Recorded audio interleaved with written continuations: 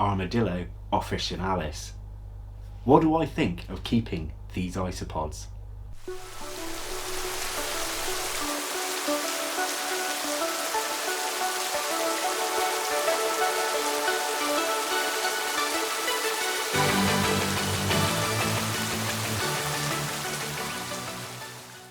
Hello and welcome back to Bug Realms. On this channel we like to discuss all things creepy crawly, so if that's something that interests you, please consider subscribing to the channel. So today we are going to discuss, as said in the introduction, the Armadillo officinalis. This is a Greek isopod that I have kept in my collection for the past few months now. So what are the positives of these animals?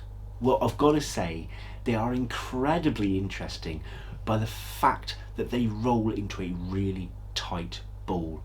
They are like the kings of conglomerating, right? So your Armadillidium genus, when scared, will roll into a ball to defend themselves.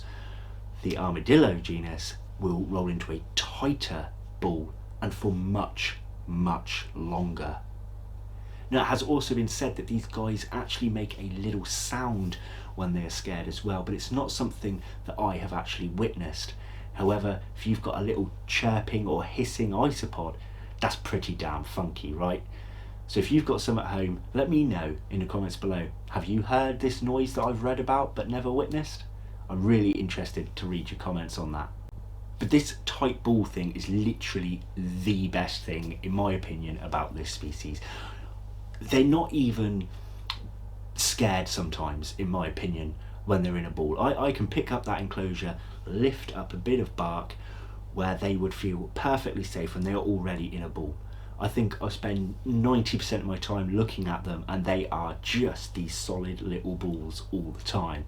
It's really, really funny, and they're so easy to pick up and handle too. And in fact, they do kind of come out of their conglomeration. They do start to walk around on your hands as well. So they are pretty cool for kids too. As long as they're not rough with them, you can pick them up really easily as this solid little defense ball, put them in your hands and watch them uncurl and crawl along. Really, really cool. Another positive is they are cheap as well. I think you can pay under a tenner to get yourself a culture of 10 in the UK, which is really awesome. I have seen them cheaper than that as well in the past. Sometimes they'll occasionally come up on places like eBay for like 5 or 6 quid for a culture. Some places a bit more too, admittedly. But if you search around, you are not going to be breaking the bank to get yourself a small culture of these guys, and you can have some great fun with them. They're also pretty hardy. I don't think, to my knowledge, I've had a single death from the small amount of Armadillo officinalis that I currently own. So that is another great benefactor to this species.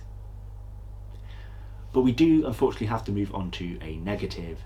And to be honest with you, there is only one negative, well, two. We're going to discuss 2 negatives that I can think of. Negative number 1 is coloration. So they're pretty much dark grey isopods. Now there is a brown form of these as well, but that's brown, right? So dull, boring colours, greys, browns, nothing spectacular. Now there may well be some interesting morphs of this genus out there, or of this species out there, that I don't know about, but they're not one that I've particularly strongly researched in my keeping. So I can't tell you if there's anything super cool, but I haven't seen anything super cool. So you are going to have your plain colorations. Now the only other negative is the fact that I think, unless I've done something wrong, that they're pretty slow breeders. I haven't noticed any actual breeding in my culture in the months that I have owned them. That could possibly be because we went through some colder months. From the moment I had them was winter, and it has only just started coming into spring, so that may be why. It may be that they weren't warm enough to be breeding. I'm not sure. But with a lot of isopods, if they are slow breeders, they do tend to boom later on in life. So if you have a small culture, the breeding is slow, it does tend to pick up in the future. But I'm not so sure if I want to wait that long. And that's why we're going to move straight now to some additional information. So the thing to discuss on my additional information is whether I'm going to keep this species or whether I'm going to sell them. Now, I'm going to be completely honest with you guys, I don't really intend on keeping these animals any longer. And I've got to be honest with you, it's more about space. I do enjoy these isopods, but I collected a lot of different isopod species to practice with my substrates with, my substrate blends and different food items, and try and vary different variables in the hobby to see what works and what doesn't work. And I've kind of got to that point now where I feel comfortable in going for some of the Asian species of isopod or higher expenses of species of isopod. So I've got very much into the Cubaris miralena, Armadillo, things like that. High-end isopods are striking my interest, and I feel that I'm sort of getting ready to take them on. But to take them on, I do drastically need to reduce the isopods that I keep. And I've always been blatantly honest about that I've taken on a lot of cheap species as practice, basically practice models. And some of them I do love, but this is not particularly one for me. So the likelihood is, providing none die between the time of recording this and when I go to the BTS show, 90% sure I will be trying to sell these on. But that also doesn't guarantee a sale. Just because you've got it on a table for sale doesn't mean it will sell.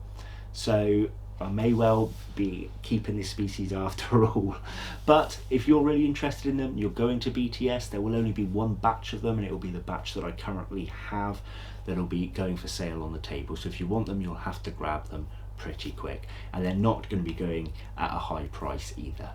Now that's all I really have to say in this video, but before I wrap it up, if you haven't seen the very first one in this My Pet series, it is on the Centurion cockroach, the Gyna Centurio. Check that one out, because I do talk a little bit more about how this series works and the disclaimer of animals being sold as well. So please make sure to go back and check that one out to get all the information.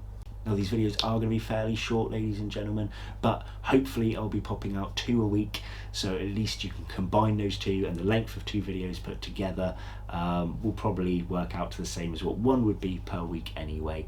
And once we're done with this series, we will start something new.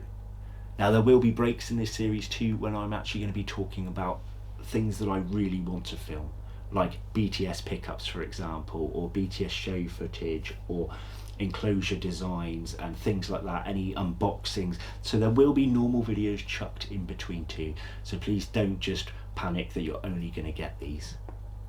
Now I'm going to cut the video there because I've got more to record and it's very late at night right now. So thanks for watching guys, take care, bye bye.